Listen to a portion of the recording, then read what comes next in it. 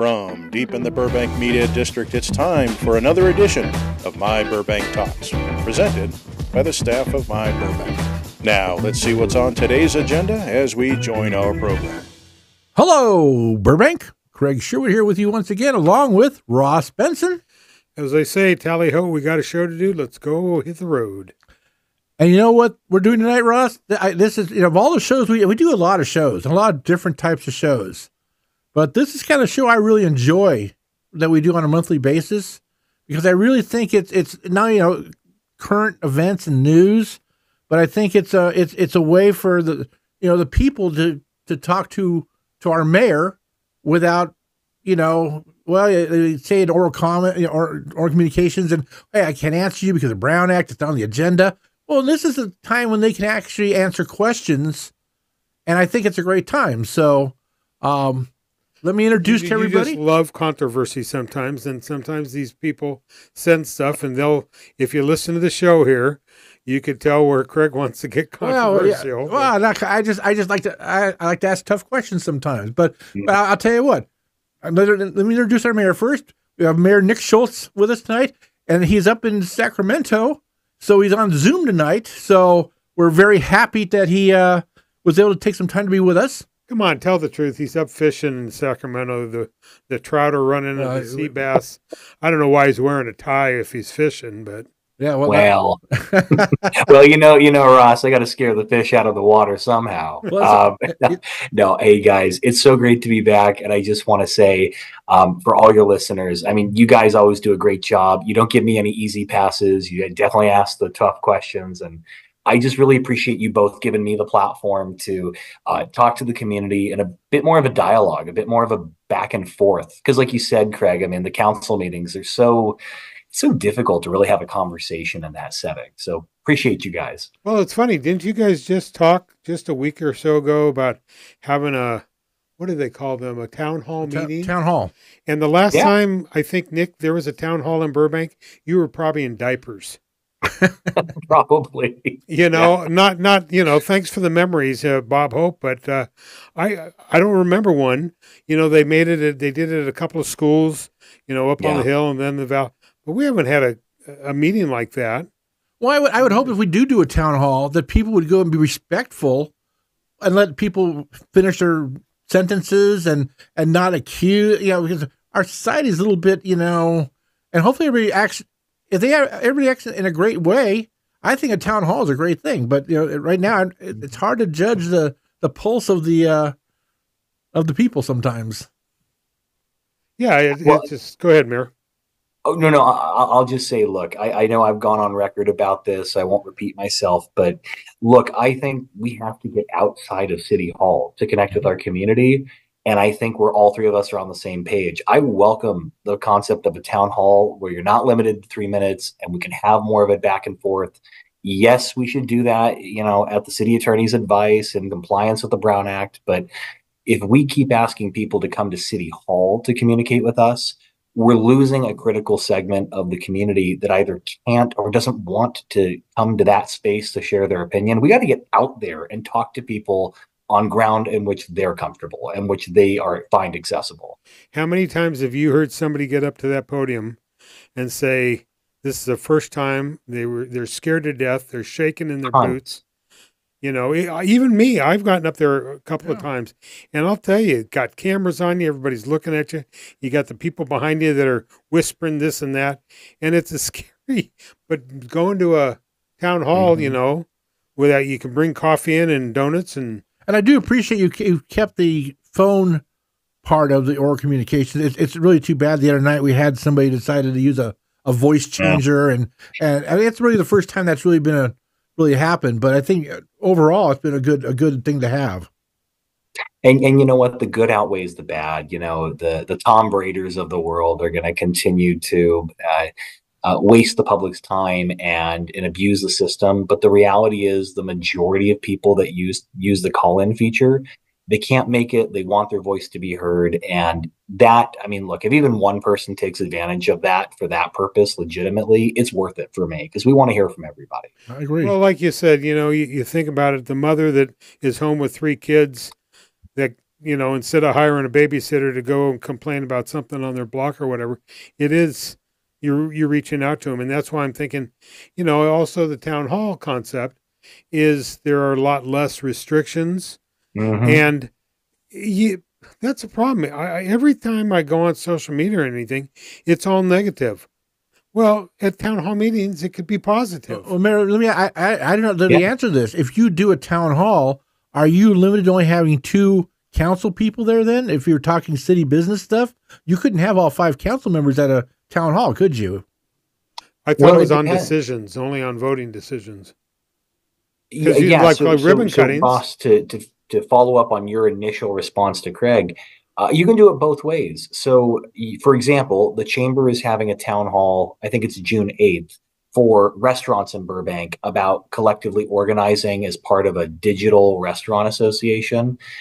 They just invited me as mayor because I have actually worked with the organizers. I'm familiar with the concept. That's not a Brown Act thing. I'll be there facilitating a conversation at the invitation of the chamber. You can totally do that. Right, but you'll be by Now, yourself, basically. I'm talking when there's all 5 of you together.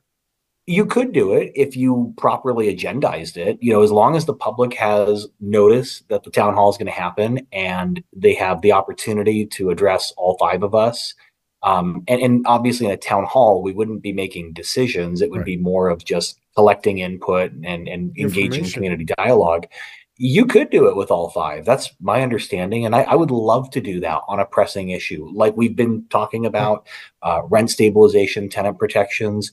Let's get outside of City Hall and he really listen to the community and have a conversation. And let's do it in the Brown Act way that Mr. McDougall recommends we do it, right? Agendize it, give everyone ample notice. I'm all for it.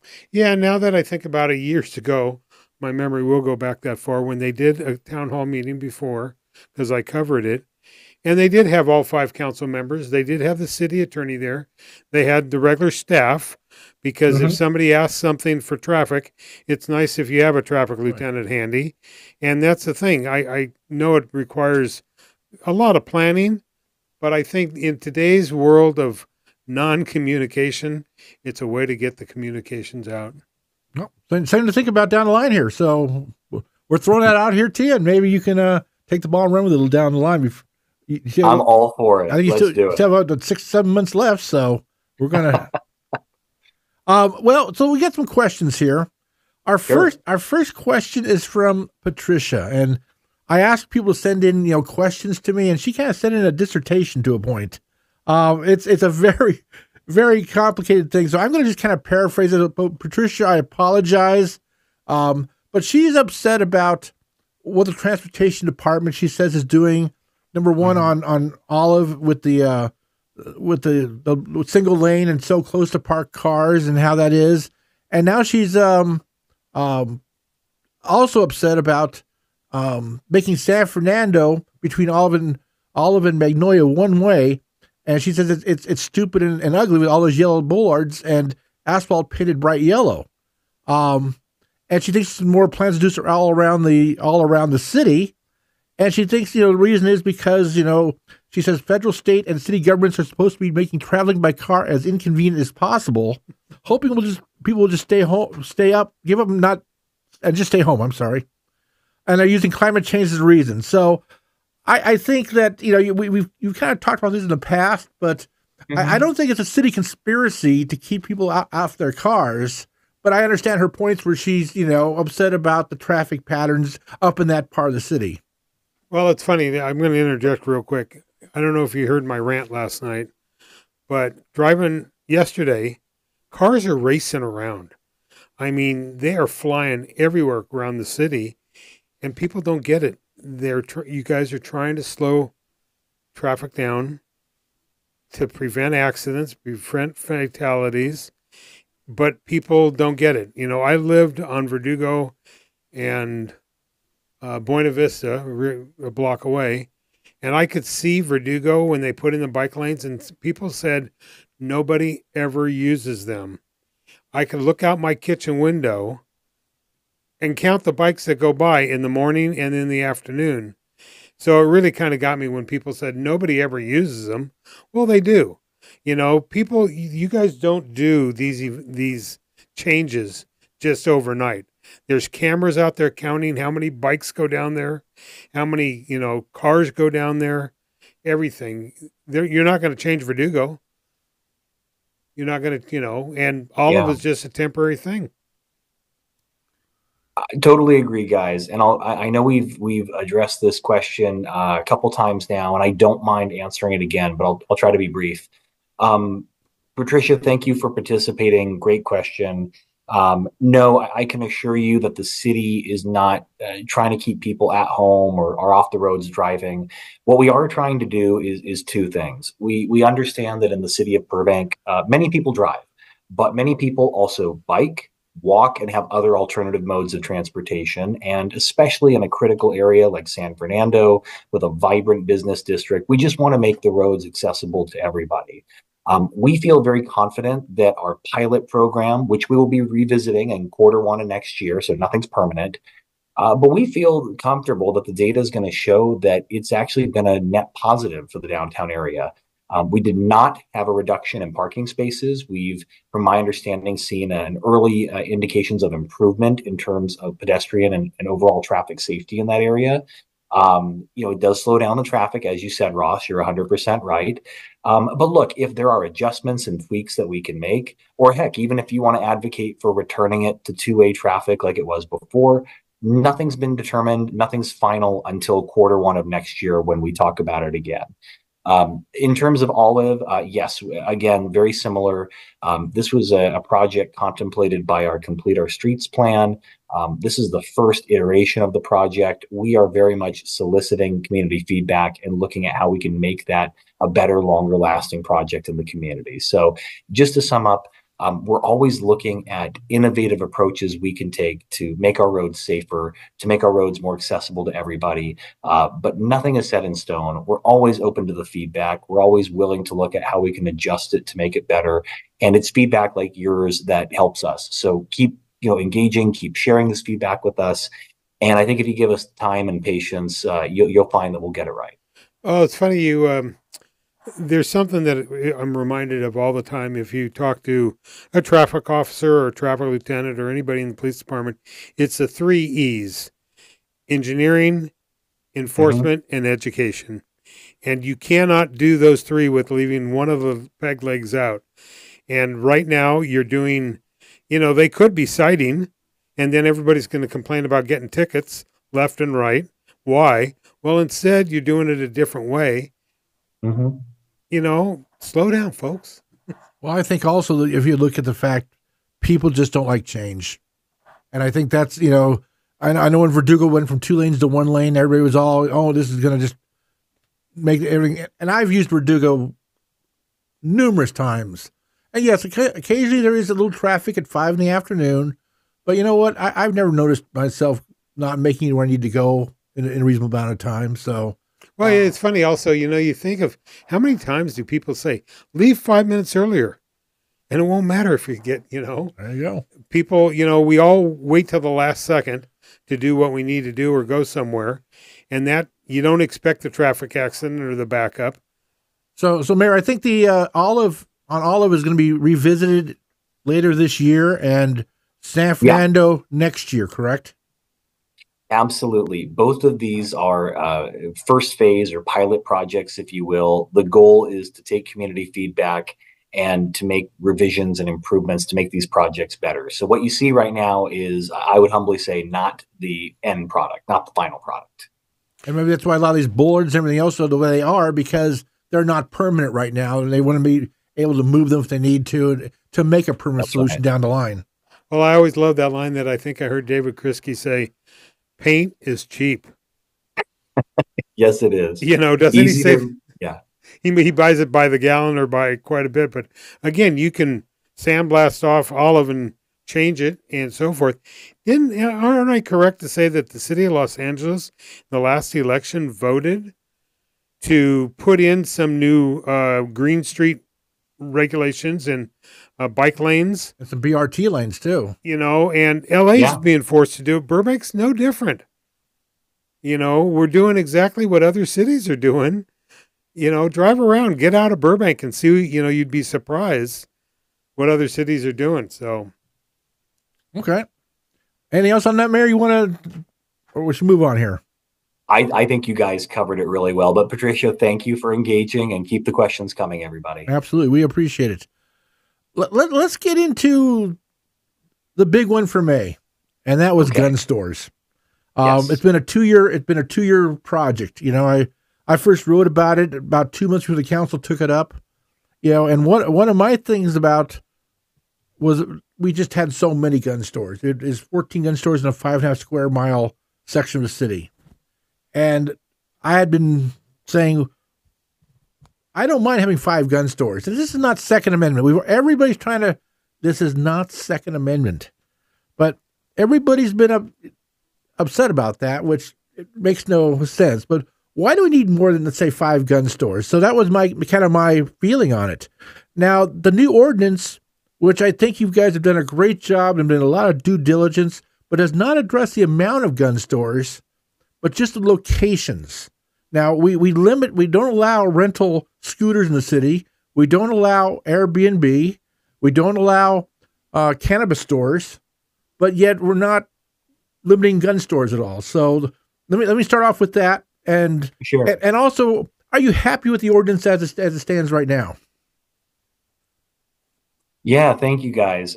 So I would say to answer the last part of your question, Craig, yes, look, no ordinance is perfect, but I think this is a big step in the right direction.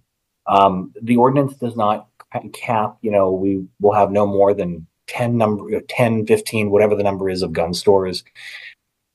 I was mixed on the lack of that requirement, including it in the ordinance. But I think the reason why is because we all understand that Burbank today is probably going to look very different from Burbank of 30 years from now. And that's not just applying to gun stores, any kind of store. The number of grocery stores that we have right now is good for 100,000 people, and the needs might be different if we grow to 125,000. I think, now that's not just, look, I think we have more than enough gun stores, period, to meet the needs of this community several times over. I think our focus, though, it's exactly what you were talking about, Craig. This is not an attack on Second Amendment rights or the opportunities for responsible gun owners to purchase and access a firearm or ammunition. We were really looking at how we design our community.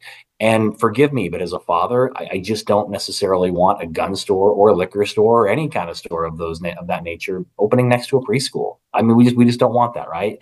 We have the land use planning power in the city to say, if you're going to have this kind of a retail use, this is where we're going to allow you to do it. That's just common sense planning.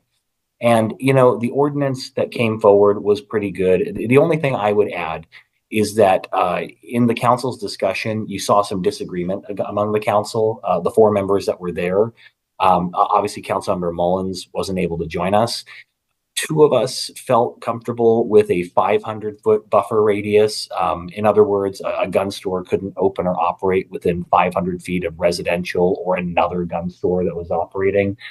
I was one of the voices that pushed and felt that 1,000 was more appropriate, and still left us ample space in our city to accommodate the future growth of new gun stores, if that's something that were really needed. So that's one critical component. I felt that I move back to that a little bit here, and the 500,000 has not been decided yet. I mean, and that's fine.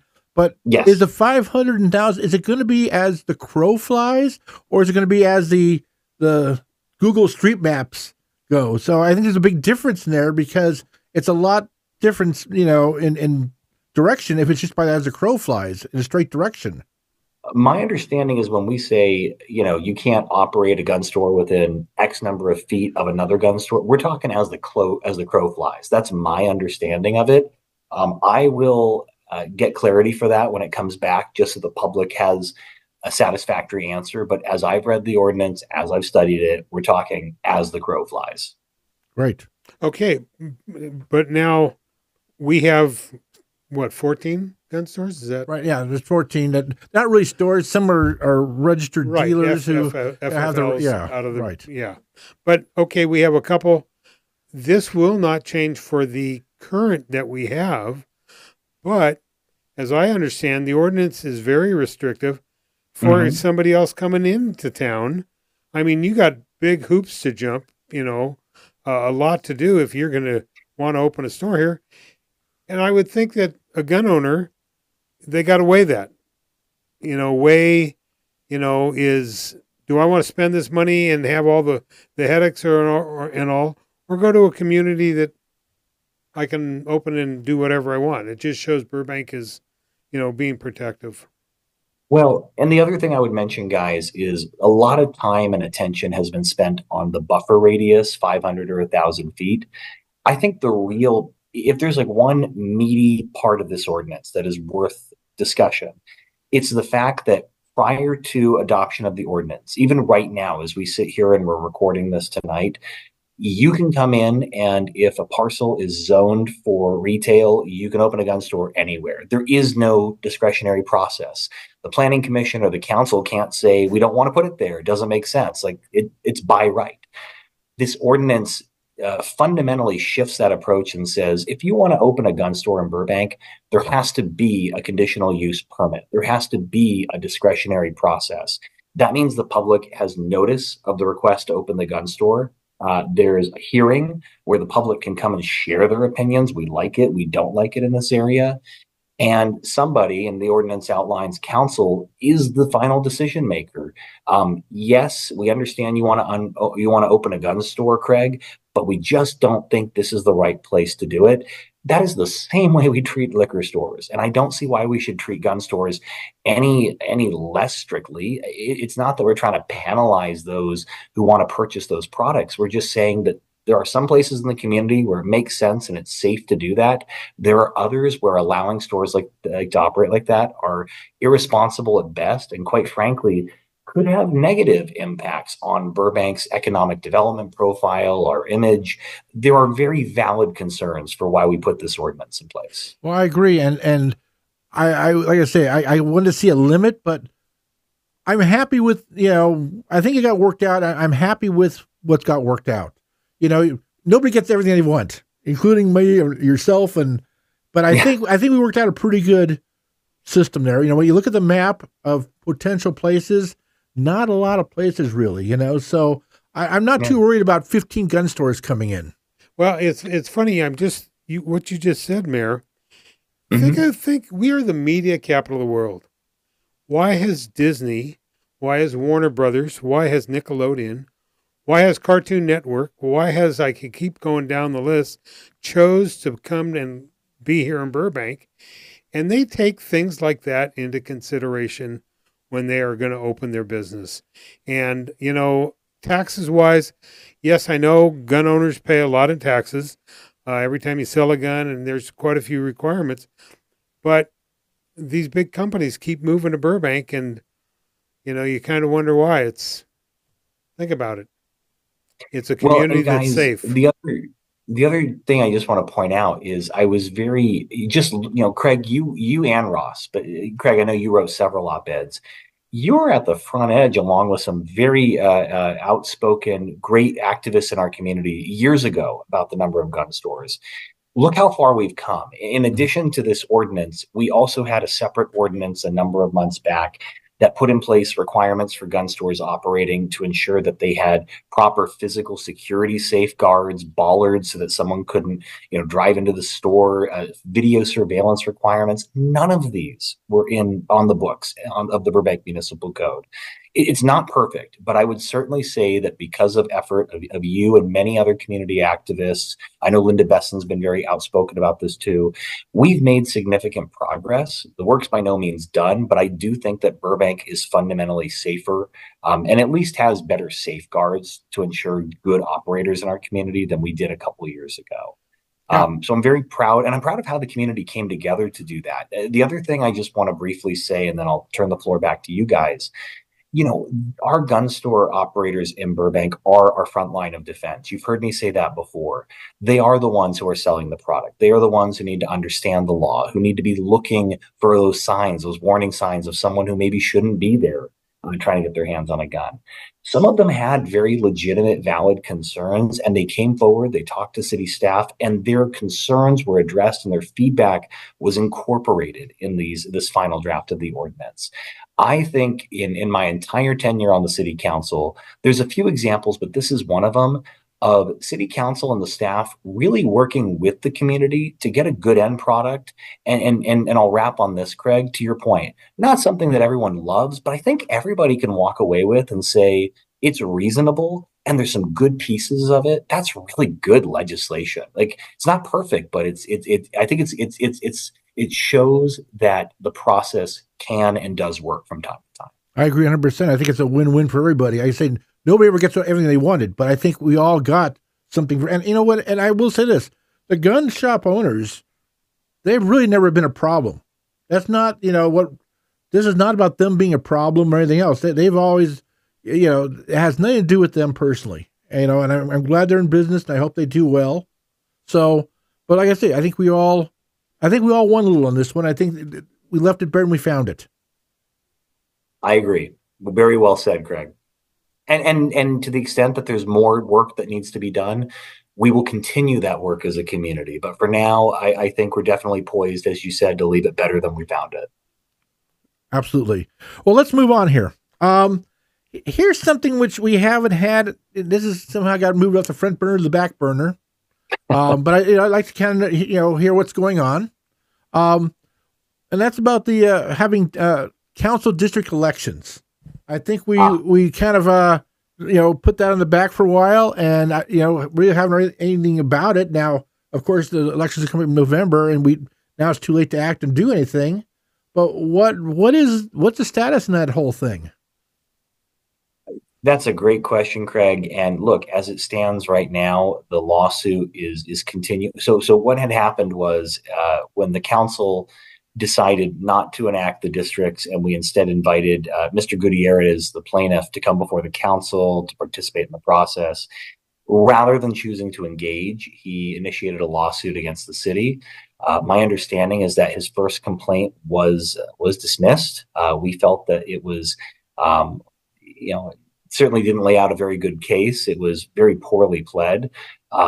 He corrected some of those deficiencies, refiled the complaint, and it's still in the courts right now. So it's going to be some time, I believe, before we know the outcome. But based upon the best information I have available and my belief, my understanding is that in 2024, council elections in Burbank are going to continue to be run at large, meaning that we will have 2 seats open. One will be one seat currently belongs to Councilmember Anthony, who may or may not choose to announce a bid for re-election. But one seat, mine, is going to be an open seat because by operation of law, I can't run for another office and for council. And so Burbank voters, unless something drastically changes, are going to have the option of voting for 2 candidates to represent them on the city council taking office in December of this year. I think that's pretty well said. I'm really hoping, I think everybody should be able to vote for council candidates. I don't think it should be, you're doing a district, all of a sudden now 3/5 of the city doesn't get to vote for a candidate, which to me, is not how it should be. I think we have a right to vote for all 5 seats, but. And the other thing I would just add is, look, whether it's Mr. Gutierrez, his legal counsel, Mr. Spencer, his benefactor, or anyone else involved in the litigation, if you want to come and engage with the council and have a conversation, our door remains open. We're there nearly every Tuesday night at 6 p.m. But hopefully this is a conversation we can have in daylight as a community. I always think that transparency is a good thing. Taking the city to court just because you can, I don't know that necessarily serves the best interests of the Burbank community. So unless and until there's a change in their posture and position, we'll leave it to the courts, and we feel very confident about our case and the defensibility of the city. Have we heard anything else about Santa Monica yet? I know they appealed and it was kind of not 100% overturned, and is that still going on in the courts, the Santa Monica situation? To the best of my knowledge, yeah. Mr. McDougall could probably provide more information on that, but I think the decision that came down was a little incomplete. It was remanded, as I understand it, for further fact finding. So, that's going to continue to make its way through the courts and is going to continue to potentially have an impact on Burbank and other communities around the state. Okay. Well, you know what? I think my Burbank, we will offer Mr. Gutierrez at least a gift card for several meals to Hill Street Cafe. If he wants to show up, we will supply dinner for him. I wrote an editorial saying, please contact us. We want to hear from him, but we can't find him. In fact, I can't even find him on the voter rolls. So I mean, we're trying, and I'd love to have him in here and do a podcast with him and let him have his views. I'd love to discuss it with him. Anyhow, moving on. All right. Now, something I think most people will say, is time for a little sleepy time, but I know you really enjoy this, is the budget process. And we just went through the budget process. And so where do we stand? Our fiscal year starts on July 1st. So where do we stand now in the budget for next year? And are you happy with how it went? And what are there any highlights? And of course, we have a balanced budget, I believe, correct? We do. And a surplus, maybe, right? Yes. So for another year, the city of Burbank is forecasting to have a balanced budget, meaning that we're spending less than we bring in. So that is exceptional news for our financial health. I would say in the long run, in years 4 and 5, there is a projected small, but still a projected structural recurring deficit. I think that can be easily cured by just, good, intelligent investment in our unfunded pension liability, good cost savings measures. So it's nothing that I'm worried about, but I think it'll be incumbent on the next council and continuing councils to carry on our tradition of just being very vigilant in how we manage public finance. But for this year and next year, I'm proud to say that the city's budget should be balanced, which is fantastic news. That's probably the biggest highlight. But the other thing I would say is that we do have some really great things that we're contemplating funding as part of this project. And I'll highlight just one because I know you guys have follow-up questions. For about a year and a half now, we have been talking about the state of landlord and tenant relations in the city of Burbank. And obviously, we want to balance the interests and the needs of our property owners, our housing providers, and our tenants on the other side of the equation.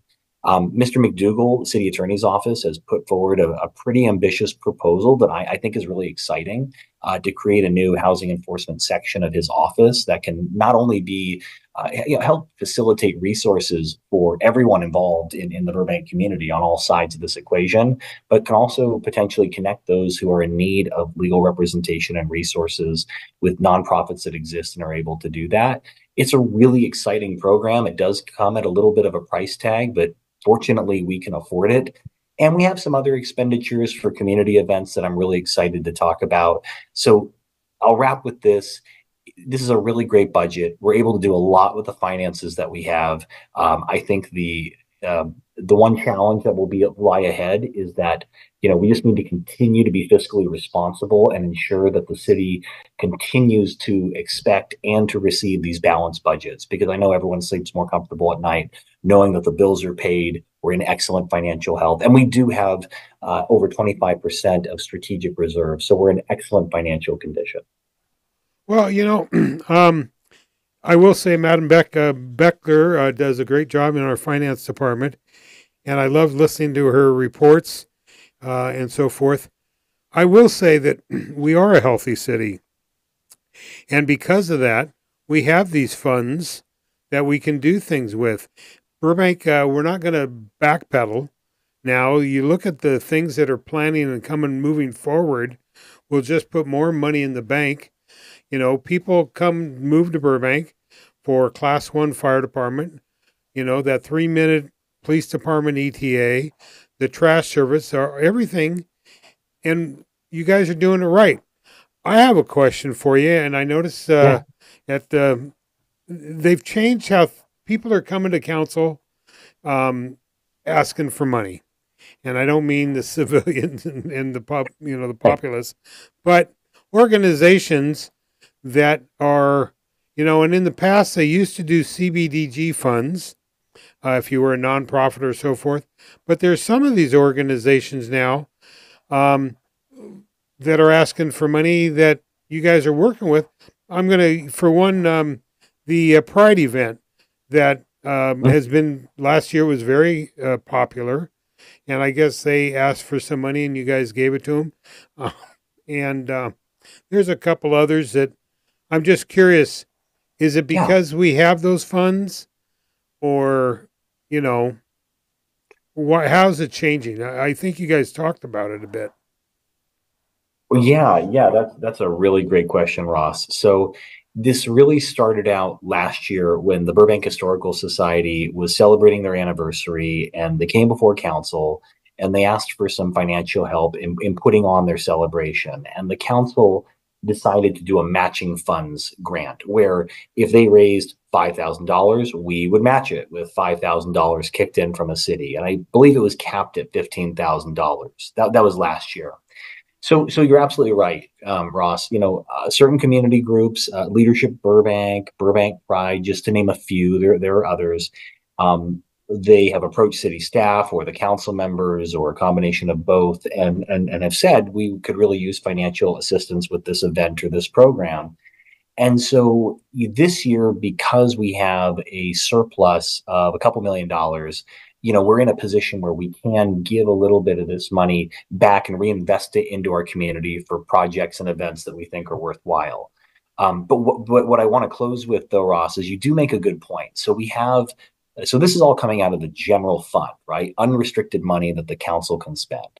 We have historically had a process for community development block grant funding that we get from the federal government. And that is actually a really great model. We have a whole committee that reviews applications from around the city. They make recommendations to council about what should be funded and what shouldn't. Staff, it's all part of public meetings. And there's reporting requirements that they actually have to, you know, use the money as they said they would. One of the things I want to highlight was actually the forward-thinking approach of Vice Mayor Perez, who asked as part of her budget request that we set up a similar system in future years. So, you know, what we don't want is people coming and asking for a direct allocation from the general fund because it's easier than going through the community development block grant funding process.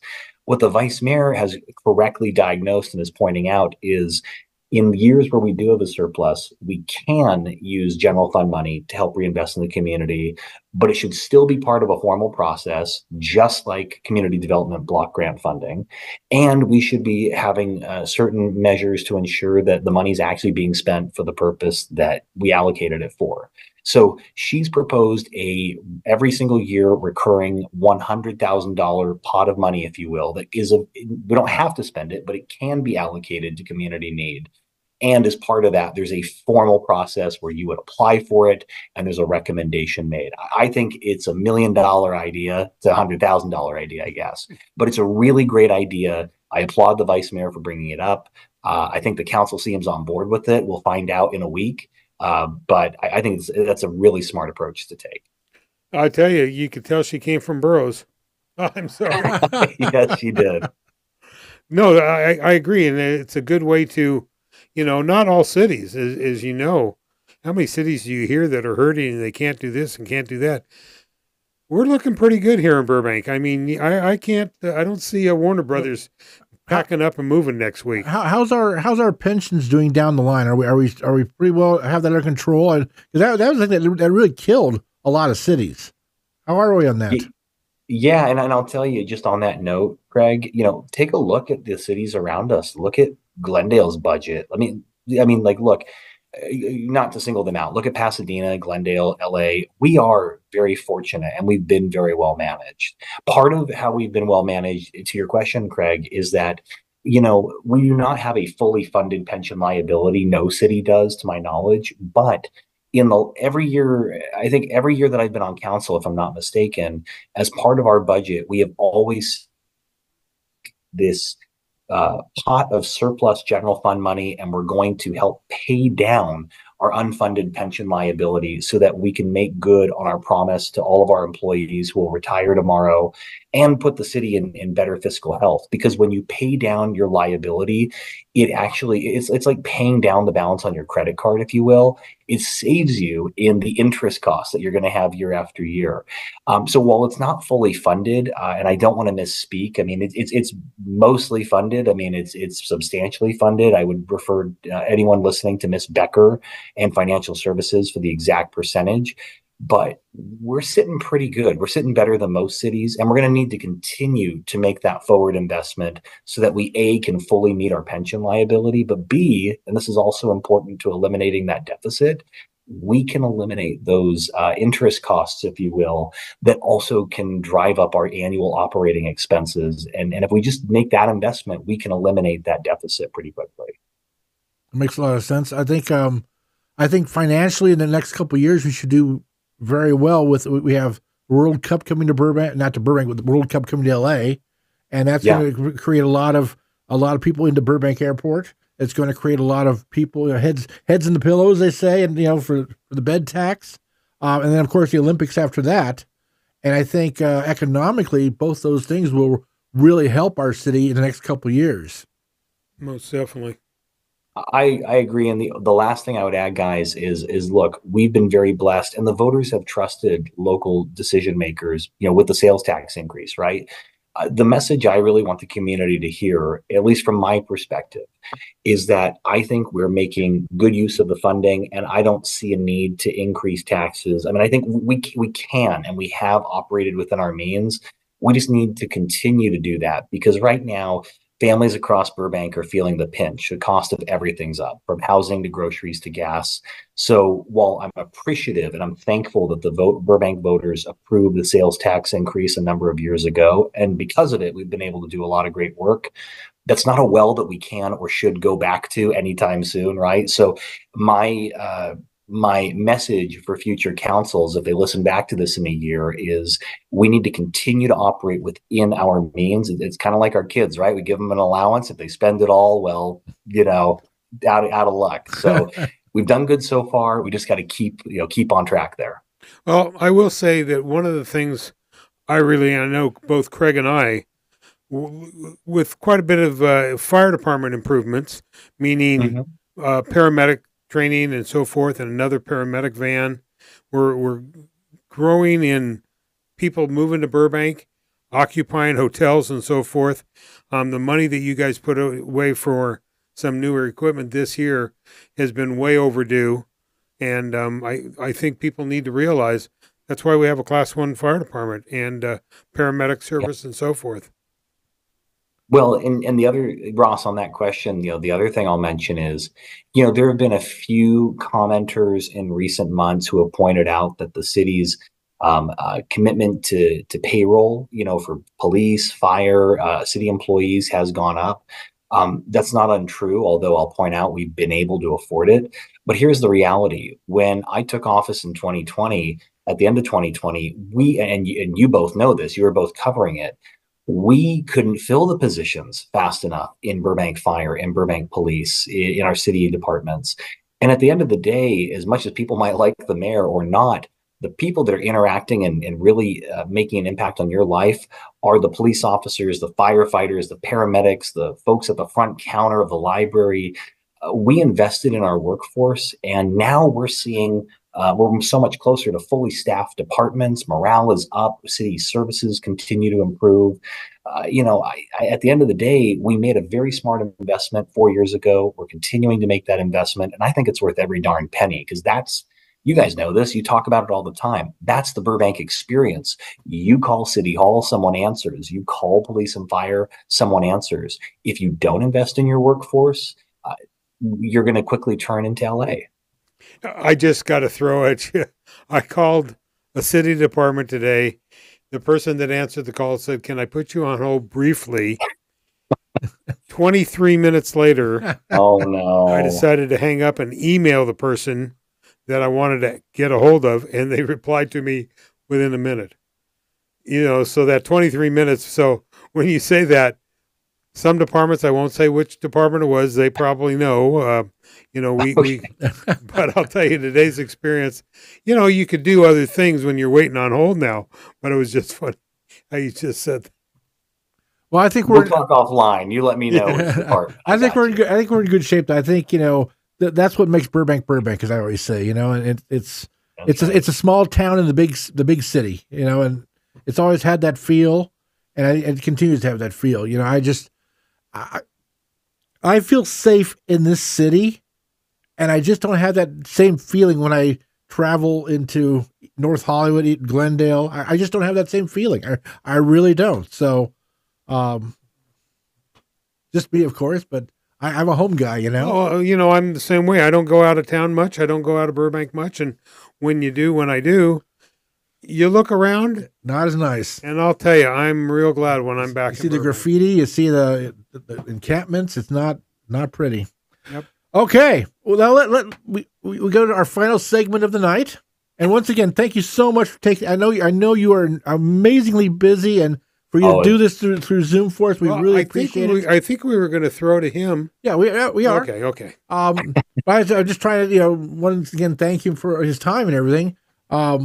Because hopefully we'll get you back in the studio for June's show. You will. But we always like to end the show with what's on the mayor's mind. So we give you the floor to whatever you want to say. It's all yours. Well, thank you guys so much. I really appreciate the opportunity, and I appreciate the flexibility tonight. I'm just going to highlight one thing, well, two things. I apologize. So our next meeting is June 4th, and that's when we're actually going to be doing a final review and adopting our city budget. So if you're a person who's listening to this and you want to take the weekend to study the proposed budget, you still have time to comment on it by Tuesday night. But that's when we approve it for the July 1st, the start of the fiscal year. That'll be the first thing I'd point out. The other thing I would say is that, rent stabilization, tenant protections, as you both know, has been a hot topic on the council for about a year and a half now. One of the things we talked about in the last meeting, shy of a rent cap, which is sort of the separate conversation, where we're going to be doing community outreach and doing more discussion. We also have this tenant protection ordinance, which covers when you can evict someone in Burbank, how much relocation assistance you need to provide. There was a lot of discussion at a recent council meeting about taking another look at all the other categories of eviction and whether there should be more relocation assistance. My understanding is that's going to come back to council in mid-July. So, the second week of July after the holiday, there's going to be a report to council. There'll be some discussion about what tweaks, if any, we want to make. And then the end of July, so that last Tuesday, is when it's tentatively slated to be adopted. So I just bring that up to say that whatever side of the issue you're on, if that's something that you care about, that you're interested in, be on the lookout. Early July, you are definitely going to see staff coming forward with a discussion paper and possibly some recommendations on how we would potentially tweak our own local ordinance. And I encourage you to reach out, talk to your council members, talk to staff, share your opinions on social media, engage with My Burbank. But we definitely want to hear from you. We want that input. I think that Ross and I have talked about it many times. The rent, the landlord, the tenant, there's no good side to this. Everybody's got legitimate concerns on both sides. I understand the landlords, a new roof costs money, air conditioning, it all costs money. But I also understand the tenants who can't keep raising their rent because they can't afford it. And where is the middle? I've seen Ross go through some really tenuous times and had no protections. And I've seen both sides of this. So I think the council really is going to have there's no doubt that this is a big year. You have the guns, you have the tenants, you have, there's a lot going on this year. In fact, in the 4 years you've been on council, I think we have a lot of landmark decisions that you've been associated with, which, give you a lot of credit for that. Well, I thank you guys. It's definitely a team effort, though. We've had great colleagues on council. Staff's worked really hard. And, I guess my final word, if you would, Greg, is look, I know that I won't be returning to council next year. There'll be someone new in my position in December. But honestly, that's not where my head is at. You heard me say it the other night when I was voicing a little displeasure at staff about their consultant wanting to go out in September. and look, I'm not saying we shouldn't do the outreach, but what I want the community to know is I'm very cognizant of the fact that I have from now through the end of November to accomplish a lot. And so I really am laser focused on not cutting corners, but working efficiently and trying to get as much good work done and at least leave the city in a better position where I can hand it off to whoever my successor will be, whoever they are. And hopefully the next council can continue really good work, and hopefully I'll be in a position to remain helpful to the city we all call home. Well, I will say, Craig will echo probably what I'm going to say. We have a great E-team, which is executive staff from our financial, our police chief, our fire chief, Ken Berkman, with, all the departments, but they're all led by a guy by the name of Justin Hess and Courtney Paget. And they are responsive to us. They do a fantastic job. And I will tell you, they got this. They're on it. You have 2 employees, and those employees are doing a heck of a job. Well, thank you all. And I'll just say, look, at the end of the day, they do a great job because they've had a solid council that has directed them and guided them. And that's because voters have made, in my opinion, really good choices. The voters have sent really quality people to serve on the council. Not that you agree with us all the time on everything, but I really think this is an incredible council. It's a great group of people, and I just hope that the voters get it right again in November, and I'm confident that they will. I really believe they will. And it's okay to disagree. It's okay to have conversation and respect what everybody says and listen to what people say and not just tune them out. So I think that's a good process. And that's right. Well, it's probably past your bedtime, or at least room service will end in a few minutes up there in Sacramento. And how's the weather? We had a reporter move up there. She just texted me yesterday. Devin Horrenda is up towards Sacramento. She did? She moved up to Sacramento. She's on the ABC station in Redding. Yeah. Wow. Good for her. And she does. She still follows us and listens to the shows. And well, that's wonderful. Well, Ross, to your question, it's warm. Summer is definitely around the corner. It's getting humid, just like it is. Well, we still have a little May gray and probably June gloom to deal with. Yep. But it's going to warm up for all of us real quickly here. So I hope we all enjoy the overcast while it lasts. Okay. I agree. Thanks again. And, great show. For Mayor Nick Schultz, for Ross Benson, this is Craig Sherwood saying thank you for listening. We'll be back to you in June. Send us those questions, and we will get back to you and get you the answers you want. Thank you very much. Goodbye. My Burbank Talks would like to thank all of My Burbank's advertisers for their continued support. Burbank Water and Power, Cusimano Real Estate Group, UME Credit Union, Burbank Chamber of Commerce, Game Credit Union, Providence St. Joseph Medical Center, Community Chevrolet, Media City Credit Union, UCLA Health, Tequila's Burbank, Logix Credit Union, Hill Street Cafe, Bertain Escobar Wealth Management, and the UPS Store on 3rd Street.